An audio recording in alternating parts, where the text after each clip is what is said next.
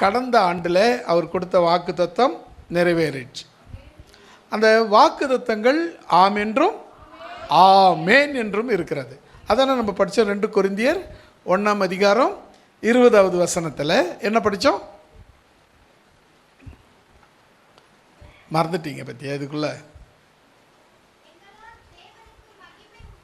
எங்களால், யாரால சொல்லுங்க, எல்லாரும் சொல்லுங்க. எங்களால் தேவனுக்கு மகிமை உண்டாகும்படி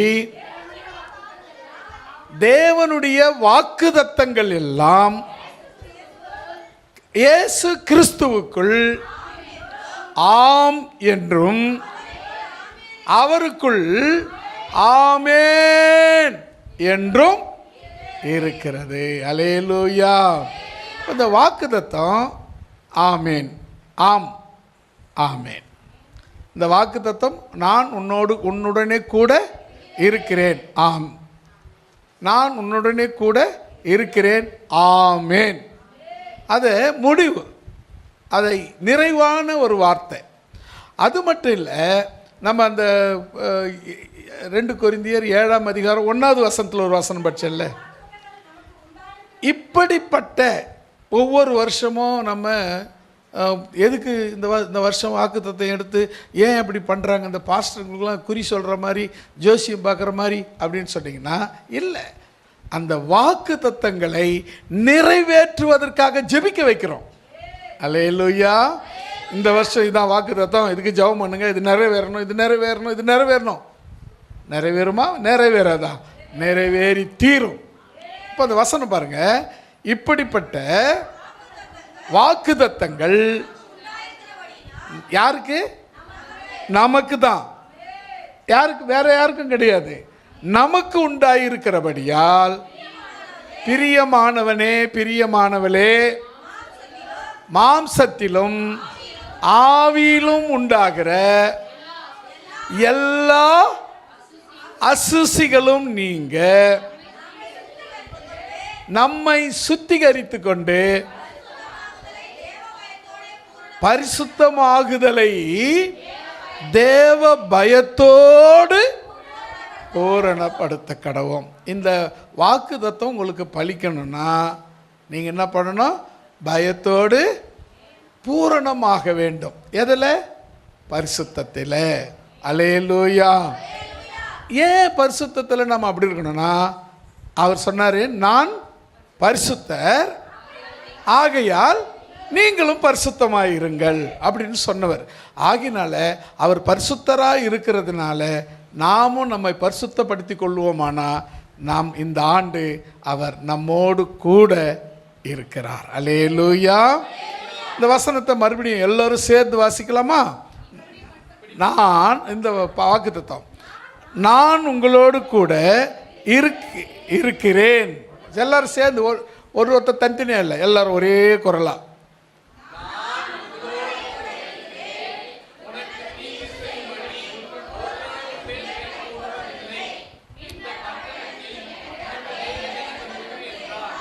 ஆமேன். அல்லேலூயா.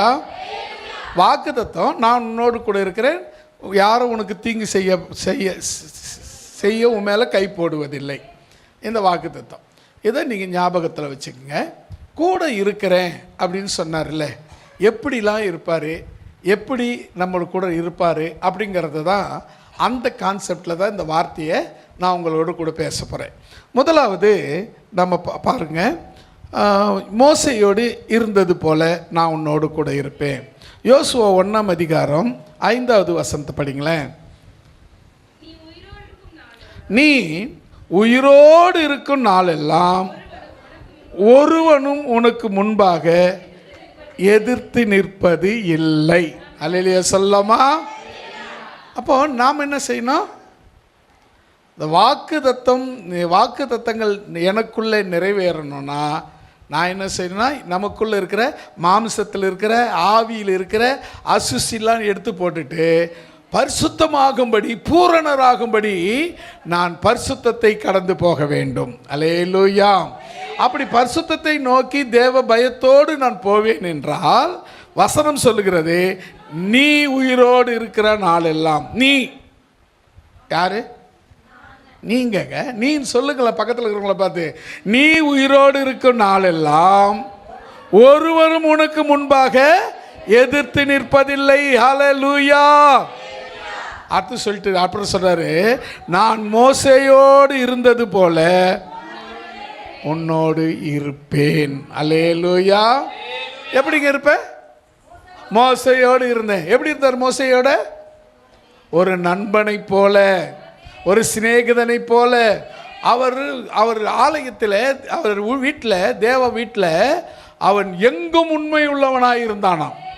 மோசே தேவனுடைய வீட்டில் எங்கும் உண்மை உள்ளவனாய் இருந்தான். அப்போது அங்கே அவங்க சகோதரிக்கும் மோசேக்கும் ஒரு சின்ன பிரச்சனை வரும்போது அவங்களுக்கு அவங்க 3 பேரையும் உள்ளே வர வச்சுட்டு மோசேயை பற்றி அவங்க 2 பேர்கிட்ட, ஆரோன் கிட்ட, மிரியம் கிட்ட சொல்கிறாரு, நான் மற்றவங்க போல, மற்ற மனுஷனை போல் இல்லை, நான் மோசேயோட ஒரு சிநேகிதனை போல் இருக்கிறேன். அல்லேலூயா. நீங்கள் அவனுக்கு விரோதமாக பேசினதுனால மிரியமுக்கு என்ன சொல்கிறாரு? வெண்குஷ்டத்தை அனுமதிக்கிறார். அந்த நிமிஷமே வெண்குஷ்டம் பிடிச்சிடுச்சு. காரணம், நான் நேசிக்கிற, நான் விரும்புகிற, நான் கூட இருக்கிற ஒருத்தனுக்கு விரோதமாக நீ பேசினதுனால இது நடந்தது. அல்லேலூயா. இப்போ நீங்கள், ஆண்டவர் உங்களுக்கு வாக்கு கொடுத்துறாரு, நான் உங்களோடு கூட இருக்கிறேன். எப்படி இருக்கிறேன்? மோசையோடு இருந்தது போல நான் உன்னோடு கூட இருக்கிறேன். அப்போ அது உண்மைன்னு சொன்னால் உனக்கு விரோதமாக யாரும் எழும்ப முடியாது. அல்லேலூயா. எவ்வளோ நாளைக்கு? நீ உயிரோடு இருக்கிற வரையிலும். ஆமென். வசனம் சொல்லுவாரு, நீங்கள் உயிரோடு இருக்கும் நாளெல்லாம் ஒருவனும் உனக்கு முன்பாக எதிர்த்து நிற்பதே கிடையாது. போங்க. அப்புறம் அது சொல்கிறார், அடுத்தோடு நிறுத்தாம, நான் எப்படி இருப்பேன்? மோசையோடு இருந்தது போல உன்னோடு கூட இருப்பேன். நான் உன்னை விட்டு விலகுவதும் இல்லை, உன்னை கைவிடுவதும் இல்லை. இந்த ஆண்டு அவர் கொடுத்த வாக்குத்தத்தம், உன்னோடு இருக்கிறேன். அதோடு கூட நிறுத்தாமல், மோசையோடு இருந்தது போல உன்னோடு இருப்பேன். நீ உயிரோடு இருக்கிறவரில் யாரும் உன்னை எதிர்க்காத நான் கூட இருப்பேன். நான் உன்னை விட்டு விலகவும் மாட்டேன், உன்னை கைவிடவும் மாட்டேன் அப்படின்னு தேவன் இந்த ஆண்டு உனக்கு வாக்குத்தத்தம் கொடுத்திருக்கிறார். அல்லேலூயா. இப்போ அவர் என்னோடு கூட, உன்னோடு கூட இருக்கிறார். அல்லேலூயா. இப்போ அவர் கூட இருந்தார்னா, உதாரணத்துக்கு அவர் என் கூட இருந்தார்னா எனக்கு ஏதாவது குறை இருக்குமா? சாப்பாடு குறை, வஸ்திர குறை, ஆகார, மற்ற எந்த குறையும் எனக்கு இருக்காது. அதாவது என்ன விஷயம்னா, இப்போ இந்த நாட்டை ஆள்ற ஒருத்தர், நாட்டை ஆள்றவர், பெரிய ஆள் ஒருத்தர் வச்சுக்கங்களேன், அவர் இப்போ என் கூட இருக்கிறார், என் பக்கத்தில் நிற்கிறார். இந்த நாட்டை ஆள்றவர், தமிழ்நாட்டை ஆள்றவர், இல்லை இந்தியாவை ஆள்றவர் அப்படின்னு வச்சுக்கங்களேன், இல்லை அமெரிக்காவை ஆள்றவர் அப்படி வச்சுக்கலாமா? அமெரிக்கா ஆள்ற ட்ரம்ப்பு இப்போ என் கூட இருக்கிறார் அப்படின்னு வச்சுக்கங்களேன். எப்படி இருக்கும் இப்போ இந்த இடம்? இந்த இடம் எப்படி இருக்கும்? ஒன்றும் தெரியாது உங்களுக்கு. என்னங்க நீங்கள் யோசிக்கவே மாட்டீங்க? சரி, நம்ம முதல்ல இப்போ இங்கிருந்தே போகலாமா? தமிழ்நாட்டு முதல்வர் என் பக்கத்தில் இப்போ உங்கள் அக்கா என் கூட இருக்கிறார். இந்த இடம் எப்படி இருக்கும்? புரியல. முதல்ல பாதுகாப்பு இருக்கும், கூட்டம் அலமோதும். ஏன்னா நாம மட்டும் இல்லாமல் அவங்க சகாக்களும் கூட இருப்பாங்க, கூட்டம் இருக்கும். அதுக்கப்புறம் பாதுகாப்பு இருக்கும். எப்படி இருக்கும்? பயங்கர செக்யூரிட்டி இருக்கும். அதுக்கப்புறம் பாருங்களேன், இப்போ மின்சாரம் கட்டாச்சு, நடுவில் கட்டாகும், சுற்றி இப்போ இந்த இடத்த சுற்றி யார் இருப்பாங்க? போலீஸ் காவல் இருக்கும். ஏங்க, என் கூட நாட்டு முதல்வர் இருக்கிறார். இப்போ நாட்டு முதல்வர் இருந்தாவே இவ்வளோனா, இந்த உலகத்தை படைச்ச ஆண்டவர் உன் கூட இருந்தால் என்ன நடக்கும்? அல்லேலூயா. நாம் அதை பார்க்கறதே கிடையாது. என்ன சொன்னாங்க, ஆண்டவர் கூட இருக்கிறாருன்னு சொன்னார், வாக்குத்தத்தம் சொன்னாங்க, உன் கூட இருக்கிறேன் அப்படின்னு சொன்னாங்க. அவ்வளோதான். இங்கேயே கேட்டு இங்கேயே மறந்துறது இல்லைங்க. நீங்கள் இப்படி யோசித்து பார்க்கணும். ஒரு ஒரு தலைவர், ஒரு கட்சி தலைவர், ஒரு முதல்வர் என் கூட இருந்தார்னா எனக்கு ஏதாவது பாருங்கள், என்ன கரண்ட்டு குறையில்லாத வரும், அப்புறம் என்னுடைய தேவைகள் நிறைவாக இருக்கும், என்னை சுற்றி பெரிய கூட்டம் இருக்கும், எனக்கு பெரிய பாதுகாப்பு இருக்கும். உலக பிரகாரமான ஒரு தலைவர் இருந்தாவே அவ்வளவு பாதுகாப்பு இருக்குன்னா, அண்ட சராசரங்களையும் படைத்த ஆண்டவர் உன்னோடு கூட இருப்பாரானால் ஹல்லேலூயா எப்படி இருக்குன்னு யோசித்து பாருங்க. அப்போ முதல்ல அவர் சொன்னார், நான் மோசேயோடு இருந்தது போல உன் கூட இருப்பேன். மோசே கூட எப்படி இருந்தார்? ஒரு சிநேகிதனை போல மோசேயோடு இருந்தவர் உன்னோடு கூட இந்த ஆண்டு ஒரு சிநேகிதனை போல, ஒரு சிநேகிதியை போல உன்னோடு கூட அவர் நடந்து வரப்போகிறார். அல்லேலூயா. உன் தோள் மேல் கை போட்டு எனக்கு பிரியமானவனே, என் பிரியமானவளே என்று உன்னோடு கூட அவர் நடந்து வரப்போகிறார். இந்த ஆண்டை நீ ஆசீர்வாதமாய் கடந்து வரப்போகிறாய். அல்லேலூயா. இரண்டாவதாக யோசுவா 3ஆம் அதிகாரம் 7வது வசனம்.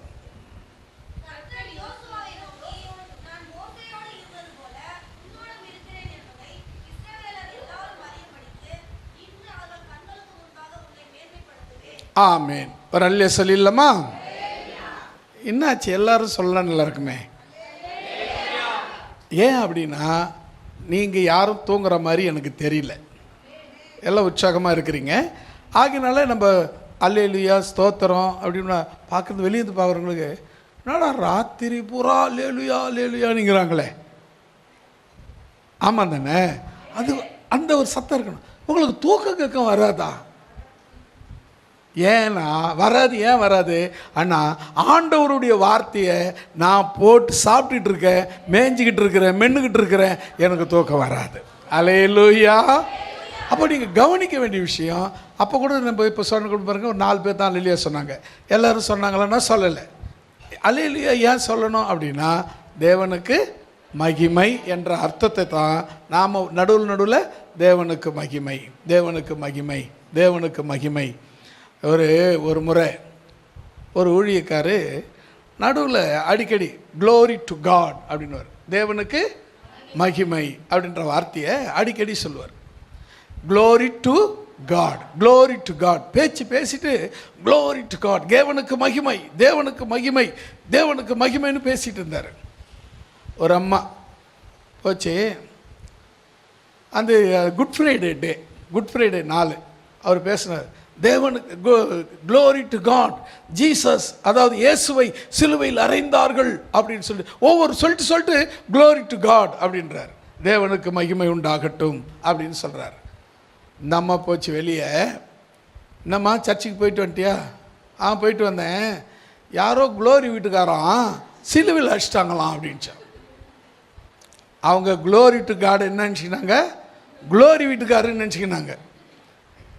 எப்படியோ ஒன்று அவங்க புரியுது பாருங்க, கேட்டு போயிருக்கிறாங்க பாருங்க. நாம் அதை கூட கேட்காம இருக்கக்கூடாது. நாம் ஆண்டவர் யார்? க்ளோரி வீட்டுக்காரு.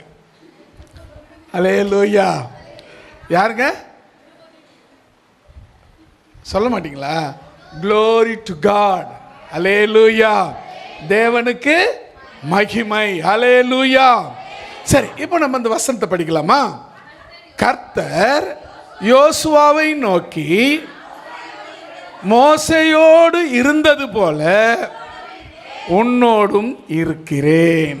அல்லேலூயா. மோசேயோடு எப்படி இருந்தாரு? அப்போ யோசுவா கூட எப்படி இருக்கிறாரு? சிநேகிதனை போல மோசேயோடு இருந்தது போலவே உன்னோடு கூடவும் இருப்பேன். அது சொல்லிட்டு சொல்றாரு என்பதை இன்று இஸ்ரவேல் அனைவரும், இஸ்ரவேல் எல்லோரும் அறியும்படிக்கு. ஆமென். நீ ஆண்டவர் உன் கூட இருக்கிறாருங்கிறத மற்ற மக்கள் காணும்படி உன்னை மேன்மைப்படுத்த வல்லவராய் இருக்கிறார். அல்லேலூயா. கரங்களை தட்டி கர்த்தர் நாமத்தை மகிமைப்படுத்தலாமா?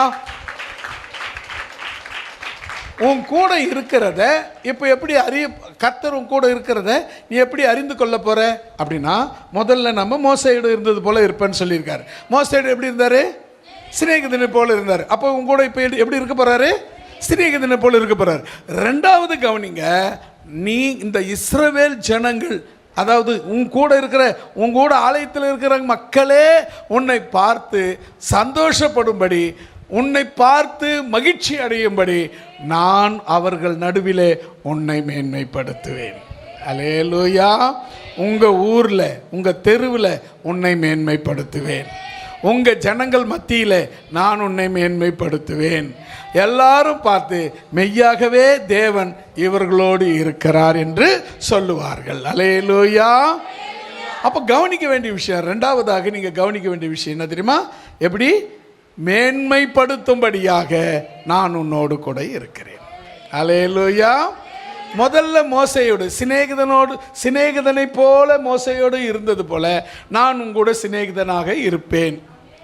இரண்டாவது, உன்னை மேன்மைப்படுத்தும்படியாக நான் உன்னோடு கூட இருப்பேன். எப்படி? மோசேயோடு இருந்தது போலவே. அல்லேலூயா. மூன்றாவது, ஏசாயாவின் புஸ்தகம் 43ஆம் அதிகாரம் 2வது வசனம். நீ தண்ணீர்களை கடக்கும்போது நான் உன்னோடு இருப்பேன். நீ ஆறுகளை கடக்கும்போது அவைகள் உன்மேல் புரளுவதில்லை. நீ அக்கினியில் நடக்கும்போது வேகாதிருப்பாய். அக்கினி சுவாலை உன் பேரில் பற்றாது. கரங்களை தட்டி ஸ்தோத்திரம் பண்ணலாமா?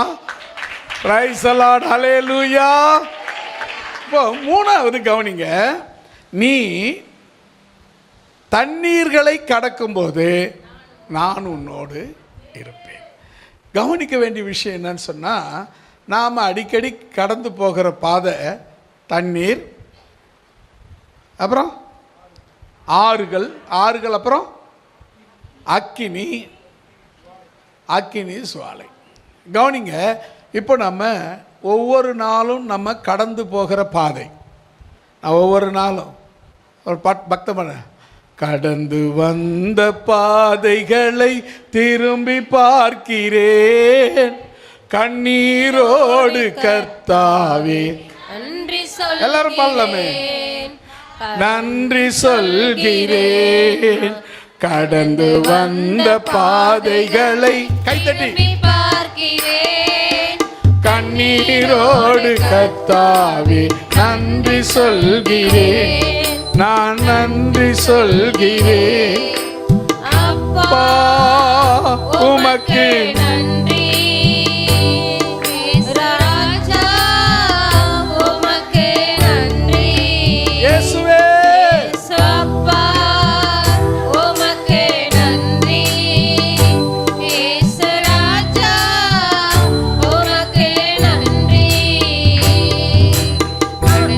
வந்த பாதைகளை திரும்பி பார்க்கிறேன் கண்ணீரோடு கர்த்தாவே.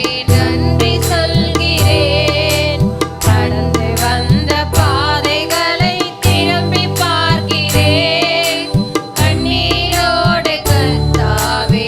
நன்றி சொல்கிறேன். அல்லேலூயா. எல்லாரும் நல்லா கைத்தட்டி பாடினீங்க. எனக்கு ஒரு டீச்சர் ஞாபகம் வந்து, நீங்கள் கைத்தட்டுறதை பார்த்த உடனே, அவங்க சிஎஸ்ஐ பிலீவர். நாங்கள் அவங்கள கிறிஸ்துக்குள்ளே வழி நடத்தினோம். நானும் பாலி பாஸ்டராவுக்கு தான் முதல்ல அவங்க வீட்டுக்கு போய் சுவிசேஷம் சொன்னோம். அதுக்கப்புறம் பெந்தகோஸ்தே சபைக்கு வர ஆரம்பித்தாங்க, ரட்சிக்கப்பட்டாங்க, ஞானஸ்தானம் எடுத்தாங்க.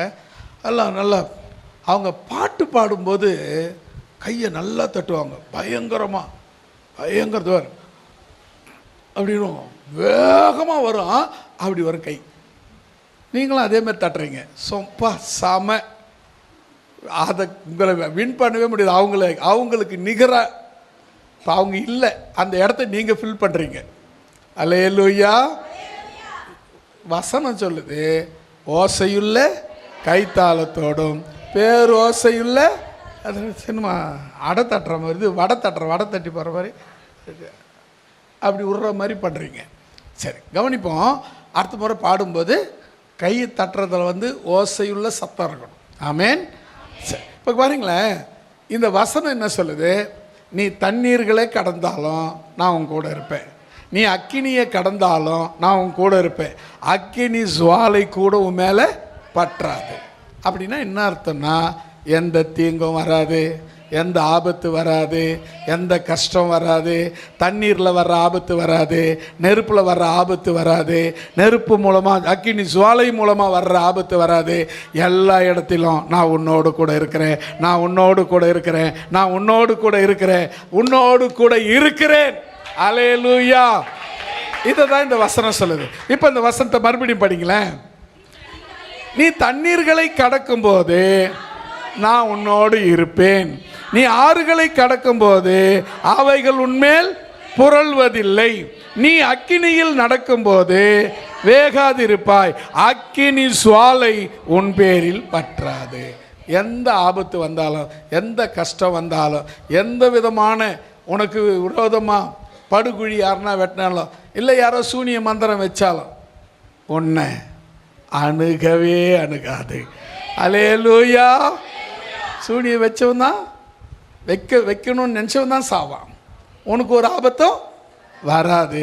ஏன்னா வசனம் சொல்லுது, நான் உன்னோடு கூட இருக்கிறேன், ஒரு தீங்கு உன்னை அணுக விட மாட்டேன். அல்லேலூயா. நான்காவதாக ஏசாயா 41:10, நீ பயப்படாதே, நான் உன்னுடனே இருக்கிறேன், திகையாதே, நான் உன் தேவன், நான் உன்னை பலப்படுத்தி உனக்கு சகாயம் பண்ணுவேன், நீதியின் வலது கரத்தினால் என்னங்க ஆமென். அல்லேலூயா சொல்லலாமா? இப்போ என்ன சொல்றாரு வசனம், என்ன சொல்லுது பாருங்களேன். நீ எதுக்கு எடுத்தாலும் பயந்து நிற்கிறியா? இந்த ஆண்டு பயப்படாத. அல்லேலூயா. ஏன்? நான் தான் உங்க கூட இருக்கிறேனே. அல்லேலூயா. எந்த பயம் வந்தாலும் சரி, எதிர்காலத்தை குறித்து பயம், பிள்ளைகளை குறித்து பயம், குடும்பத்தை குறித்து பயம், என்ன நடக்குமோன்னு எதிர்பார்த்திருந்த காரியம் கிடைக்காத போது பயம், இப்படி எந்த விதமான பயம் வந்தாலும் சொல்றாரு, நீ என்ன பண்ணு? பயப்படாத. ஏன்பா பயப்படக்கூடாதுன்றீங்க? நான் தான் உன் கூட இருக்கிறேனே, அதனால என்ன பண்ணுங்க? பயப்படாதீங்க. அதுக்கப்புறம் சொல்லிட்டு சொல்றாரு பாருங்க, திகையாதே, நான் உன் தேவன். அல்லேலூயா. திகையாதே, நான் உன் தேவன். அப்புறம் சொல்லிட்டு பாருங்க, நான் உன்னை பலப்படுத்தி உனக்கு சகாயம் செய்வேன், நீ நீதியின் வலக்கரத்தினால் உன்னை தாங்குவேன். அல்லேலூயா. எப்படிலாம் பாருங்க, எப்படிலாம் கூட இருக்கிறாரு, எப்படிலாம் தாங்குறாரு, எப்படிலாம் நமக்கு உதவி செய்கிறாரு. இன்னைக்கு ஒருவேளை இந்த ஆண்டு, அதாவது நான் போன வருஷம் ஆரம்பிக்கும்போது, இந்த வருஷம் ஆரம்பிக்கும்போது சொன்னேன், ஒருவேளை அலங்கார கிரீடம் ஒருத்தருக்கு, ஒரு சிலருக்கு முள் கிரீடமாக இருந்திருக்கலாம், முள் கிரீடமாக மாறி இருக்கலாம்.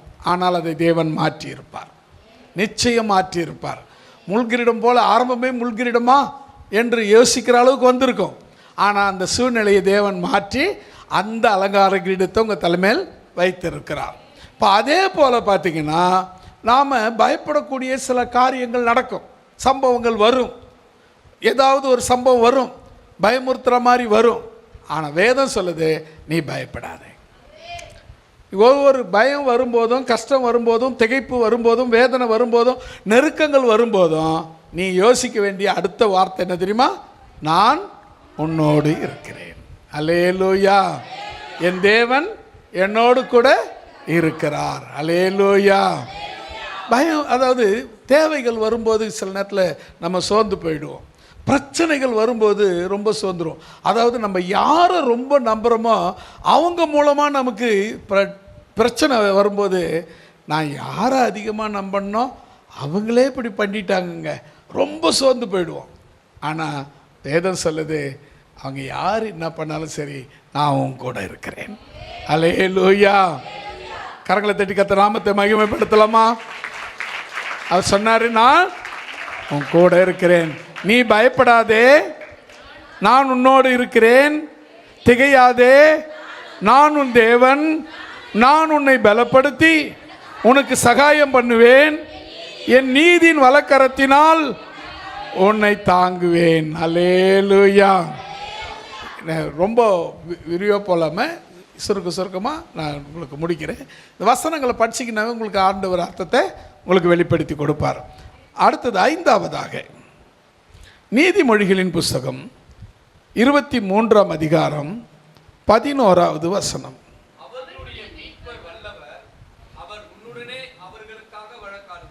ஆமென். அல்லேலூயா. கவனிங்க, உங்களுடைய மீட்பர் எப்படிப்பட்டவர்? ஆமென். அப்பா, என் கூட இருக்கிறவர் எப்படிப்பட்டவர் தெரியுமா? பயங்கரமான வல்லமை உள்ளவர். ஆமென். மரித்தவனை உயிரோடு எழுப்பக்கூடியவர். ஆமென். முடவனை நடக்க செய்தவர், செத்தவனுக்கு உயிரை கொடுத்தவர். ஆமென். அப்படிப்பட்ட தெய்வம் என் கூட இருக்கிறார். அல்லேலூயா. அவர்களுடைய மீட்பர், உங்களுடைய மீட்பர் வல்லவர், அவர் உன்னுடனே அவர்களுக்காக வழக்காடுவார். அடுத்தது பார்த்தீங்கன்னா, உங்களுக்காக உங்களுடைய எதிராளிக்கிட்ட அவர் வழக்காட வல்லமை உள்ளவராக இருக்கிறார். உங்களுக்கு விரோதமாக ஒருத்தர் எழும்புறான்னா நீ சும்மா விட்டுடு, அவர் பார்த்துக்குவார். ஆனால் வழக்கு யாருக்கு, நீ சும்மா விட்டுட்டுனா வழக்கு யாருக்கு ஆரம்பிக்குது? ஆண்டவருக்கும் அவங்களுக்கும் வழக்கு ஆரம்பிச்சிடுச்சு. ஆண்டவர்கிட்ட வழக்கு ஆரம்பித்து முடிக்கிற விஷயமா அது? ஆண்டவரோட போரிட்டு ஜெயிக்க முடியுமா அது? அல்லேலூயா. அல்லேலூயா. நல்லா உற்சாகமாக இருங்க. இன்னும் கொஞ்சம் நேரத்தில் முடிச்சிடலாம். அல்லேலூயா. இன்னும் ரொம்ப நேரமாக உட்காந்துக்கிறோம்ல, 10 மணிலேருந்து உட்காந்துக்கிறோம். இப்போ என்ன மணி? 2:30, 4:30 மணி நேரமாக உட்காந்துக்கிறோமே. அந்த டயர்டு இருக்க தான் செய்யும். ஆனால் வசனம் நமக்கு முக்கியம். அல்லேலூயா. எதுக்கு முக்கியம்? வசனம் முக்கியம். வசனம் நமக்கு என்ன பண்ணும்? நம்மளை உயிர்ப்பிக்கும். வசனம் நம்மளை பலப்படுத்தும். வசனம் நம்மளை உருவாக்கும். இன்னைக்கு நீங்கள் முன்னே நான் இங்கே இருக்கிறதுக்கு காரணமே, நான் நிற்கிறதுக்கு காரணமே இந்த வசனம் தான். அல்லேலூயா. இந்த வசனத்தை நீங்கள் உட்கொள்ளும் போது அந்த பலன், அதே ஆசீர்வாதம், அதே நன்மை உங்களுக்கும் கிடைக்கும். அல்லேலூயா. அதனால தான் உங்களுக்கு சொல்கிறேன், என் கூட இருக்கிறவர் எப்படிப்பட்டவர்? வல்லவர். அவரால் முடியாது எதுனா இருக்கா? இல்லை. உனக்கு விரோதமாக எழும்புகிறவர்களோடு கூட இவர் போய் வழக்காடுவதற்கு வல்லமையுள்ளவராயிருக்கிறார். அல்லேலூயா. 6வதாக எரேமியா 1ஆம் அதிகாரம் 8வது வசனம்.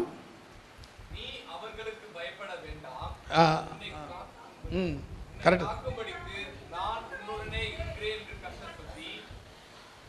அல்லேலூயா சொல்லலாமா? இப்போ எரேமியா 1ஆம் அதிகாரம் 8வது வசனம். யாருக்கு? அப்படி பாருங்க, படையாக எடுத்து வராங்களா? ஒரு கூட்டமே கிளம்பி வராங்களா? வரட்டும், அவங்களுக்கு பயப்பட வேணாம், நான் அவங்க கூட இருக்கிறேன். அல்லேலூயா. ஒரு முறை ஆரம்ப நாட்களில் சிஸ்டர் க்ளோரி அவங்க ஊரில் வாரம் போய் கூட்டம் நடத்துவேன். அவங்க வீட்டில் கூட்டம் நடத்துவேன். கூட்டம் பயங்கரமான ஜனங்க வருவாங்க.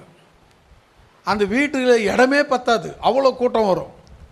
எல்லாம் பிசாசு பிடிச்சவங்க, சூனியம் மந்திரத்தில் இருக்கிறவங்க, வியாதி பலவீனமாக இருக்கிறவங்க எல்லாரும் வருவாங்க. அங்கே ஆராதனை நடக்கும்போது எல்லா பேயும் தலை தெறிக்கும் ஓடி போயிடும். சுகம் கிடச்சிடும், அப்போவே சுகம் கிடச்சிடும். இதை பார்த்த உடனே அங்கே இருக்கிற மொத்த மக்களும் ஆர்சி மக்கள் தான். அவங்க என்ன பண்ணாங்க, ஒரு 10-15 பேர் கையில் என்னென்ன கிடைக்குமோ எல்லாத்தையும் எடுத்துக்கின்னு வந்து என் கூட யுத்தம் பண்ண வராங்க. நான் ஒன்றுமே கண்டுக்கலை. உள்ள ஜபம் நடந்துக்கிட்டே இருக்குது, நிறுத்தலை. ஆராதனை நடந்துக்கிட்டே இருக்குது, இன்னும் உற்சாகமாக நடந்துக்கிட்டே இருக்குது. அதுக்கப்புறம் அங்கே என்ன நடந்துச்சுன்னா, வந்தவங்க சந்திரி பண்ணாமல் எல்லாரும் அப்படியே போயிட்டாங்க. இவங்க அப்பா என்ன பண்ணார், போய் என்ன விஷயம் எதுன்னு தெலுங்குலேயே கேட்டார். அவங்க என்ன சொன்னாங்க, இது மாதிரி அந்த பெந்தகோஸ்த கூட்டம் உள்ளே வரக்கூடாது, அவர் உள்ளே வந்தால் அப்படி இப்படி நாங்கள் அடிப்போம் கொள்ளுவோம் அப்படி இப்படின்னு சொன்னாங்க. அவர் என்ன பதில் சொன்னார், நீங்கள் இப்போ அடிச்சிடுவீங்க, நாளைக்கு நீங்கள் உத்திரமேரு போவீங்களா? ஏன்னா அவர் ஊர் உத்திரமேரூர், நாளைக்கு உங்களை அங்கே வச்சு அடிக்க மாட்டாரா அப்படின்னாங்க. கேட்ட உடனே ஆண்டவர் எப்படியோ ஒரு பயத்தை அவங்களுக்கு உண்டாக்குறாரு பாருங்களேன். அவருக்கு என்ன பண்ணாங்க, எல்லாரும் வந்தவங்களாம் வந்த வழி தெரியாமல் சந்திரி தெரியாமல் போய் அவங்கவுங்க இடத்துல அடங்கிட்டாங்க. அவர்கள் உங்களுக்கு விரோதமாக எழும்புகிறவங்க யாராக இருந்தாலும் அவங்களுக்கு பயப்பட வேண்டாம். அல்லேலூயா. ஒரு வழியாக வருவாங்க, 7 வழியாக ஓடி போவாங்க. உன்னை இந்த மூட்டுக்கு முடிச்சுன்னு சொல்லுவாங்க, ஆனால் ஒன்றும் பண்ண முடியாது. ஏன் தெரியுமா? உன் தலையில் இருக்கிற மயிரெல்லாம் எண்ணப்பட்டு இருக்கிறது, ஒரு மயிறு தலையிலிருந்து விழாது. ஆமென், அல்லேலூயா. தலையில் இருக்கிற ஒவ்வொரு மயிரும் அவர் எண்ணி வச்சிருக்கிறாருங்க. எங்க தலையில் பார்த்து கொட்டிடுச்சங்க, அவர் உத்தரவு இல்லாமல் ஒன்று கூட கீழே விழாது, அவருடைய உத்தரவு அது. ஆமென், அல்லேலூயா.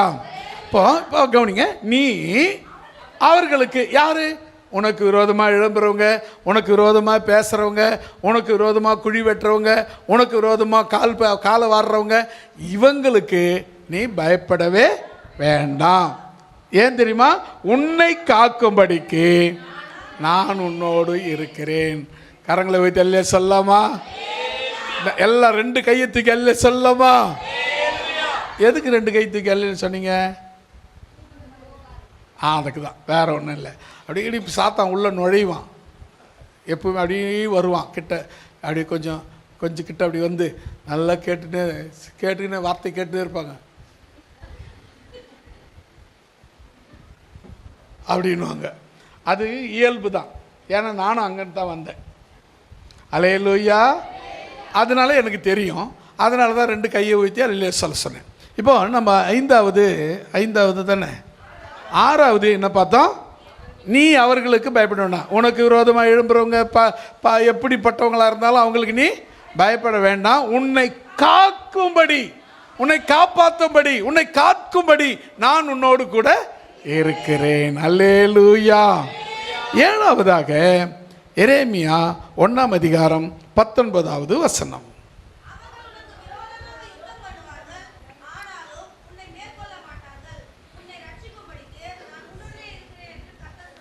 ஆமென், அல்லே சொல்லிடலாமா? இவ்வளவுதானா? எல்லாரும் சொல்லலாமே. பின்னாடி இருக்கிறவங்க சொன்னீங்க, பின்னாடி இருக்கிறவங்க சொன்னீங்களா? எனக்கு கேட்கவே மாட்டேன்து, காது கொஞ்சம் சரியாயிடுச்சு, வயசாகிடுச்சு இல்லை, கொஞ்சம் அப்படியே ரிப்பேர் ஆகிடுச்சுன்னு நினைக்கிறேன். நீங்கள் மட்டும் சொல்லுங்கள் பார்க்கலாம். ஓ, சொல்லி தான் இருக்கிறீங்க, என் காது தான் ரிப்பேர். எல்லோரும் சேர்ந்து சொல்லலாமா? அப்பா இப்போ தான் சுரீல்னு வந்து ஏறிச்சு காதில். சரி, இப்போ படிங்க இந்த வசனத்தை. யாரு? நமக்கு எதிராளிங்க. எப்படியாவது சாக்கு கிடைக்குமா, ஏதாவது ஒரு வழி கிடைக்குமா, ஏதாவது ஒரு அது கிடைக்குமா, இது கிடைக்குமா, வகை தேடிக்கிட்டே இருப்பாங்க. நம்ம கூட சண்டை போட, நம்ம கூட பிரச்சனை பண்ண, நமக்கு எதிராக நம்ம வேலை ஸ்தலத்தில் நம்மளை காட்டி கொடுக்க, அவன் அப்படி பண்ணிட்டான், நம்மளை போட்டு கொடுக்க, எதையாவது ஒன்று பண்ணணும். ஏன்னா உன்னை போட்டு தள்ளுறது தான் அவங்களுடைய நோக்கம். அவங்க சொல்கிறாரு, அவர்கள் உனக்கு விரோதமாக யுத்தம் பண்ணுவார்கள், சண்டையே போடுவாங்க, ஆனாலும் உன்னை மேற்கொள்ள மாட்டார்கள். அல்லேலூயா. உனக்கு விரோதமாக சண்டைலாம் பண்ணுவாங்க, என்னென்ன பண்ணணுமோ பண்ணுவாங்க, என்ன உன்னை பண்ணணும்னு நினைக்கிறாங்களோ, பண்ணணும்னு ஆசைப்படுறாங்களோ பண்ணணும்னு முயற்சி பண்ணுவாங்க. ஆனால் ஜெயிக்கிறது என்னமோ அவங்க கிடையாது, நீங்கள் தான். அல்லேலூயா. ஜெயிக்கிறது அவங்க கிடையாது, ஜெயிக்கிறது நாம தான். வசனம் சொல்லுது பாருங்க, அவர்கள் மேற்கொள்ள மாட்டார்கள் உன்னை ரட்சிக்கும்படி. முதல்ல என்ன பார்த்தோம்? முன் வசனத்தில் என்ன பார்த்தோம்? 8வது வசனத்தில் உன்னை காக்கும்படி. இங்க பாக்குறங்க, உன்னை ரட்சிக்கும்படி. உனக்கு விரோதமாக யுத்தம் யாரு பண்ணாலும் சரி, என்ன சண்டை வந்தாலும் சரி, நீங்கள் ஜபம் மட்டும் பண்ணிக்கிட்டு இருங்க. நீங்கள் ஜபம் மட்டும் பண்ணிக்கின்னு இருங்க. மூளைக்கு ஒருத்தன் ஓடி போயிடுவான். கவனிங்க, உன்னை ரட்சிக்கும்படிக்கு நான் உன்னுடனே இருக்கிறேன் என்று கர்த்தர் சொல்லுகிறார். அல்லேலூயா. கரங்களை தட்டி கர்த்தர் நாமத்தை மகிமைப்படுத்தலாமா? இப்போ கவனமாக கவனிக்க வேண்டியது விஷயம், கையை எதுக்கு தட்டினீங்க?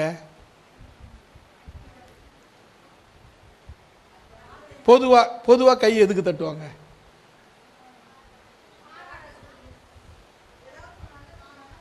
நல்லது செய்கிறதுக்கு, பாராட்டுறதுக்கு, அப்புறம் சந்தோஷத்தை வெளிப்படுத்துறதுக்கு, கொண்டாடுறதுக்கு, இது எல்லாத்துக்கும் கை தட்டுவோம்.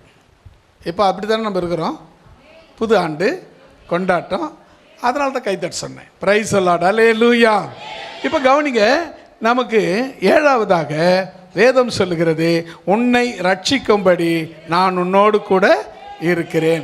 கவனிக்க வேண்டிய விஷயம் என்னன்னு சொன்னால், அவர்கள் உன்னுடைய எதிரிகள், உனக்கு விரோதமானவர்கள், உனக்கு எதிராக எழும்புகிறவர்கள், அவங்க உன் கூட யுத்தம் பண்ணணும்னு எழும்புவாங்க.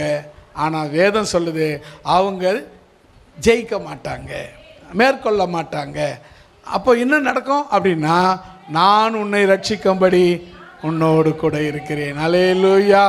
ஒரு பக்த அழகப்பட, நான் உன்னை விட்டு விலகுவதில்லை, நான் உன்னை என்றும் கைவிடுவதில்லை, நான் உன்னை விட்டு விலகுவதில்லை.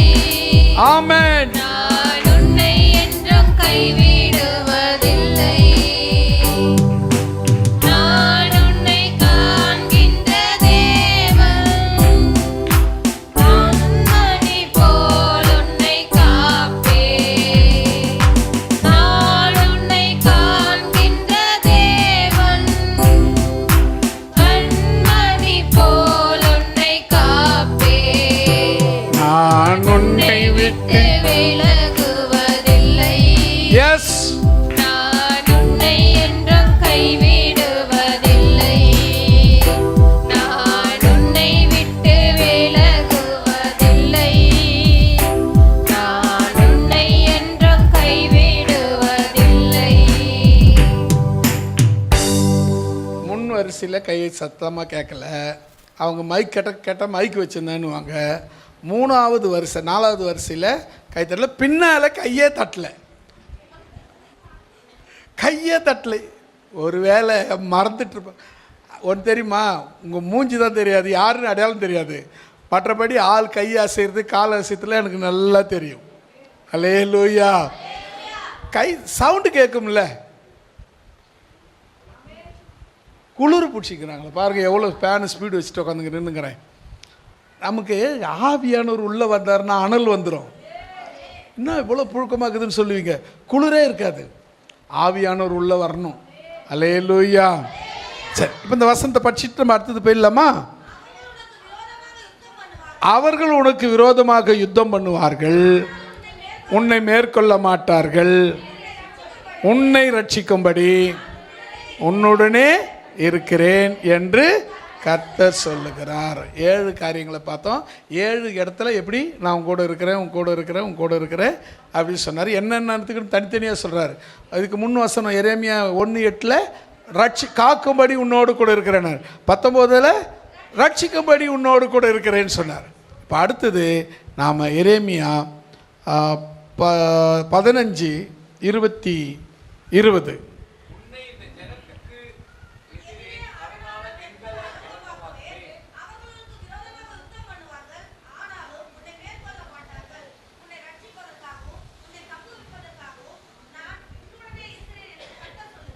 ஆமேன். ஒரு அள்ளியில் சொல்லிடலாமா? என்னங்க இன்னும் அருமையான வார்த்தைகள். கவனிங்க, உன்னை இந்த ஜனத்துக்கு எதிரே அரணான வெண்கல அலங்கமாக்குவேன். அல்லேலூயா. இந்த ஜனங்களுக்கு எதிரே அரணான பாதுகாப்பான வெண்கல அலங்கமாக்குவேன். அலங்கனா மதிலாக்குவேன். அடுத்தது பாருங்க, நீங்க அவர்கள் உனக்கு விரோதமாக யுத்தம் பண்ணுவார்கள், ஆனாலும் மேற்கொள்ள மாட்டார்கள். புஷ்குன்னு போச்சு.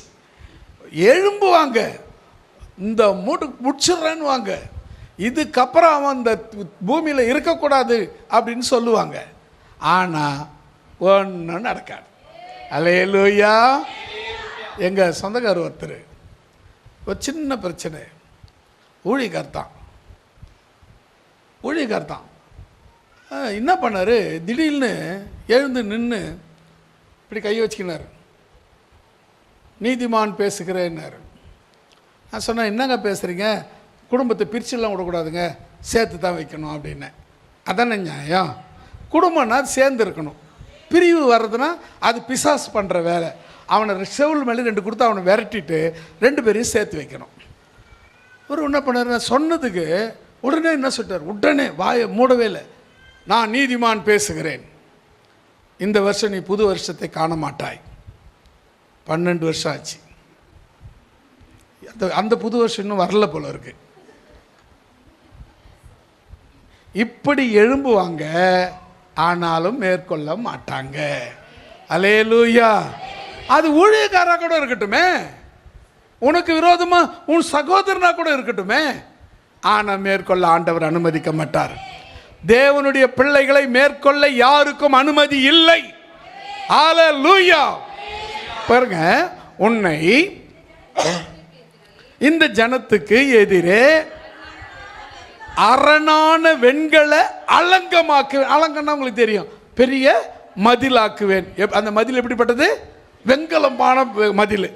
அப்புறம் பாருங்க, அவர்கள் உனக்கு விரோதமாக யுத்தம் பண்ணுவார்கள், ஆனாலும் மேற்கொள்ள மாட்டார்கள். அப்புறம் பாருங்க, உன்னை ரட்சிக்கும்படியாகவும் உன்னை தப்புவிக்கும்படியாகவும் நான் உன்னோடு கூட இருக்கிறேன் என்று கர்த்தர் சொல்லுகிறார். அல்லேலூயா. முதல்ல அவர் சொல்லிட்டாரு ரட்சிக்கும்படின்னு. நமக்கு முதல்ல இதுக்கு முன் வசனத்தில் படிச்சிட்டோம், 19 படிச்சிட்டோம். அப்போ இப்போ எது முக்கியம்?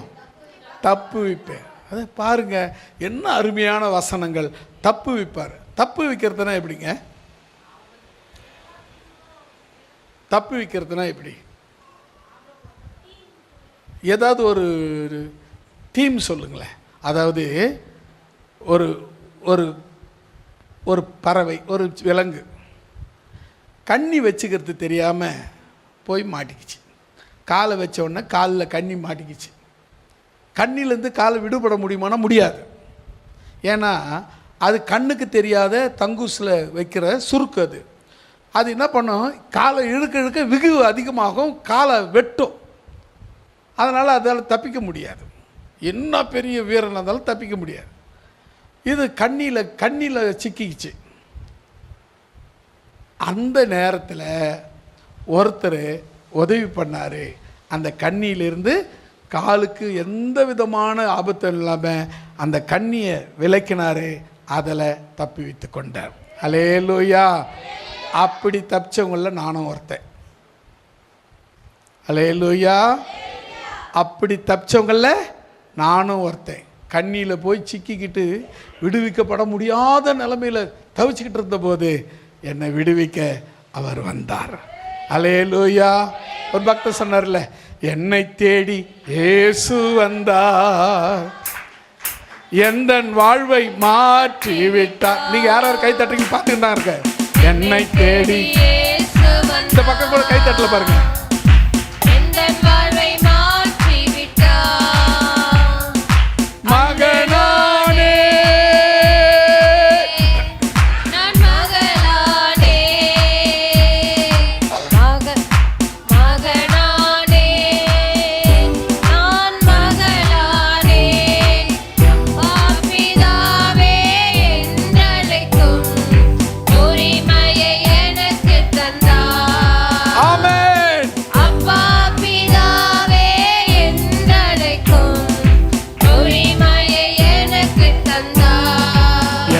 தேடி இயேசு வந்தார், எந்த வாழ்வை மாற்றி விட்டார். என்னை தேடி இயேசு வந்தார், எந்த வாழ்வை மாற்றி விட்டார்.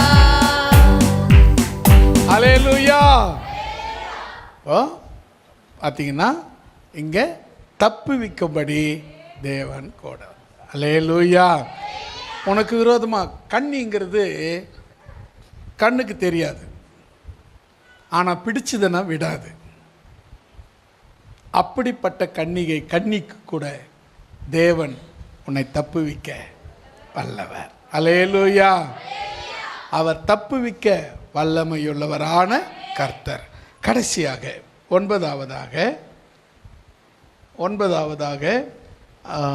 எரேமியா 16ஆம் அதிகாரம் 28வது வசனம். 46:28. என் தாசனாகிய யாக்கோபே நீ பயப்படாதே என்று கர்த்தர் சொல்லுகிறார். நான் உன்னுடனே இருக்கிறேன். உன்னை துரத்திவிட்ட எல்லா ஜாதிகளையும் நான் நிர்மூலமாக்குவேன். உன்னையோ நான் நிர்மூலமாக்காமல் உன்னை மட்டாய் தண்டிப்பேன். ஆனாலும் உன்னை நான் குற்றமில்லாமல் நீங்களாக விடுவதில்லை என்கிறார். அல்லேலூயா. இங்கே கவனிங்களேன், இங்கே வசனம் என்ன சொல்கிறாருன்னா, நீ அதாவது மன்னிப்பேன், மட்டா தண்டிப்பேன், மட்டா மன்னிப்பேன்.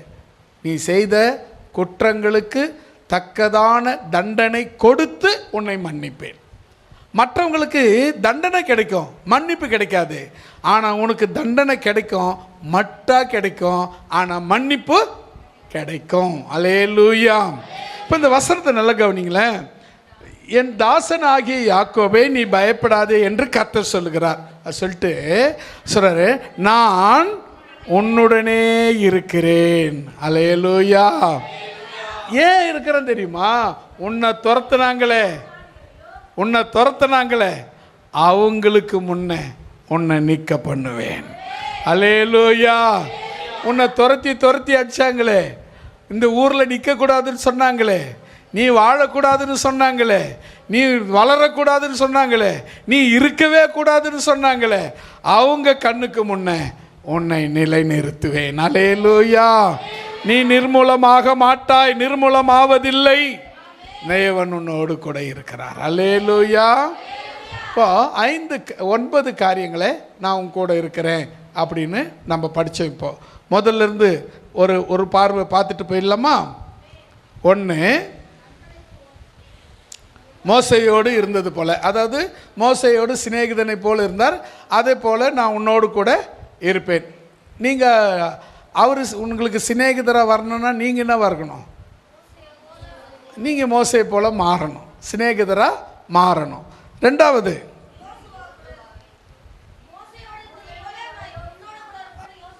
இல்லை, மேன்மைப்படுத்தும்படியாக நான் உன்னோடு கூட இருப்பேன். 3வது, ஆபத்து வரும்போது, என்ன ஆபத்து வரலாலும் வரட்டும், அந்த ஆபத்து வரும்போது உன்னை தப்புவிக்கும்படி நான் உன்னோடு கூட இருப்பேன். அடுத்தது 4வது, பயப்படாதே, உன்னை பலப்படுத்தி உனக்கு சகாயம் பண்ண நான் உன்னோடு கூட இருக்கிறேன். அல்லேலூயா. உன்னை பலப்படுத்தி உனக்கு சகாயம் பண்ணும்படி நான் உன்னோடு கூட இருக்கிறேன். 5வது, உனக்காக வழக்காடும்படி நான் உன்னோடு கூட இருக்கிறேன். 6வது, உன்னை காக்கும்படிக்கு நான் உன்னோடு கூட இருக்கிறேன். 7வது, உன்னை ரட்சிக்கும்படிக்கு உன்னோடு கூட இருக்கிறேன். 8வது, உன்னை தப்புவிக்கும்படியாக நான் உன்னோடு கூட இருக்கிறேன். 9வதாக, உனக்கு எதிரானவர்களை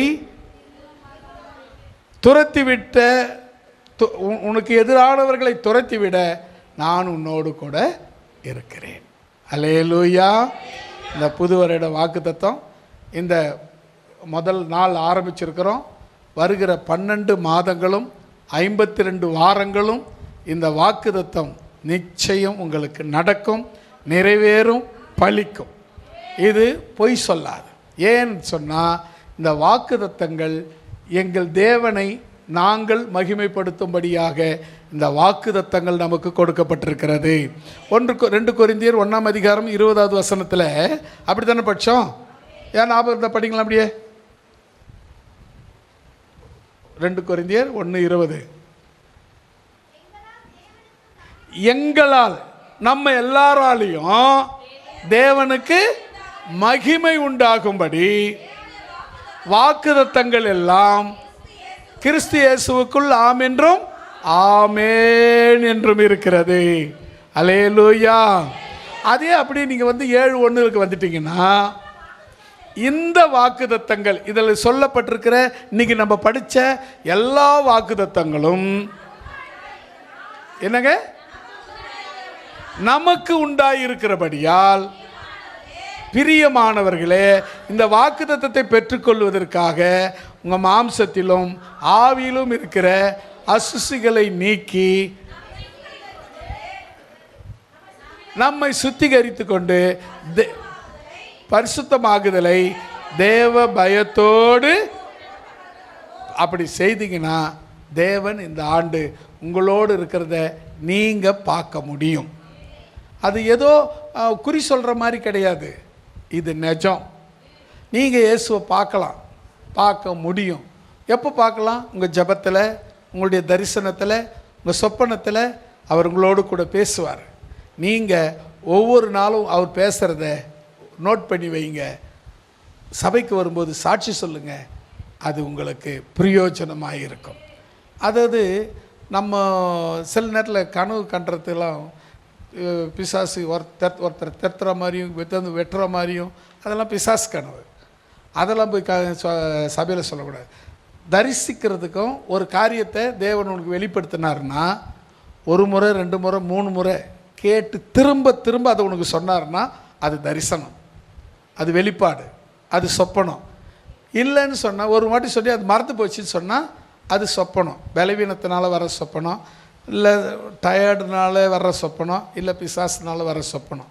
தெய்வத்தால் வர சொப்பனம் நடந்துச்சு, திரும்ப நம்ம கேட்டு ஆண்டவரை மறந்துட்டு எனக்கு திரும்ப இன்னொரு முறை எனக்கு ஞாபகப்படுத்துங்கன்னு சொன்னால் திரும்ப அதே சொப்பனம் உங்களுக்கு திரும்ப வரும். நீங்கள் பைபிளில் பார்த்தீங்கன்னு சொன்னால் நிறைய சம்பவங்கள் அதுக்கான ஆதாரங்களுக்கு. நான் கண்ட சொப்பனத்தை தானியேல், ராஜா கண்ட சொப்பனத்தை தானியேல் அந்த சொப்பனத்தை அவன் கண்டு ராஜாவுக்கு சொல்கிறான். சொப்பனத்தை நான் கண்டேன் சொல்ல மாட்டேன்றான். அந்த சொப்பனத்தை நீங்கள் சொல்லணும், அதுக்கு அர்த்தத்தையும் சொல்லணுன்றான். அப்போ பார்த்தீங்கன்னா தேவன் கொடுக்குற சொப்பனம் அது மகிமையானது. அல்லேலூயா. இந்த ஆண்டு அவரோடு கூட நீங்கள் நடக்கணும், அவரோடு பேசணும், அவரோடு தங்கணும், அவருடைய வார்த்தையின்படி அவருங்க கூட இருக்க வேண்டும். கர்த்தரால் ஏற்பட்ட யாராவது ஒருவர் சத்தத்தை உயர்த்தி ஜெபிக்கலாமா?